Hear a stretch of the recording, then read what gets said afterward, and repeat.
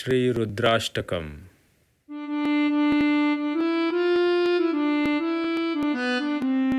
नमामीशमीशाननिर्वाणरूपं विभुं व्यापकं ब्रह्मवेदस्वरूपं निजं निर्गुणं निर्विकल्पं निरीहं चिदाकाशमाकाशवासं भजेऽहं निराकारमोङ्कारमूलं तुरीयं गिराज्ञानगोतीतमीशं गिरीशं करालं महाकालकालं कृपालं गुणागारसंसारपारं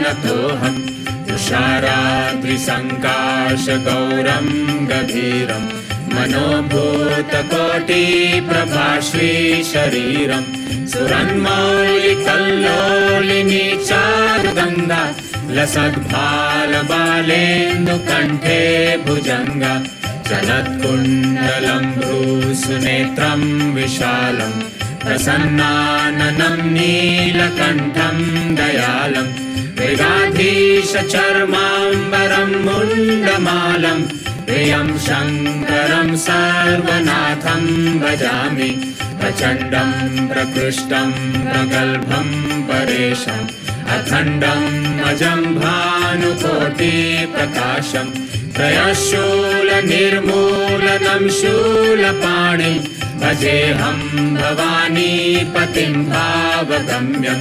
तनातीतकल्याणकल्पान्तकारी सदा सज्जनानन्ददाता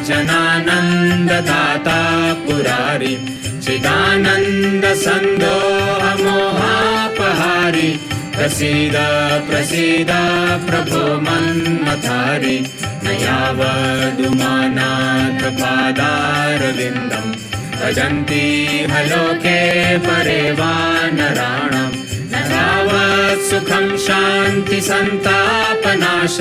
प्रसीद प्रभो सर्वभूताधिवासं न जानामि योगं जपन्नैव पूजां नतोऽहं सदा सर्वदा शम्भुतुभ्यं जराजन्मदुःखौगतातप्यमानं प्रभो पाहि आपन्नमामीश शम्भो प्रभो पाहि आपन्नमामीश शम्भो प्रभो पाहि आपन्नमामीश शम्भो।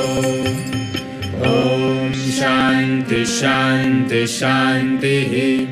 हरिः ओम्।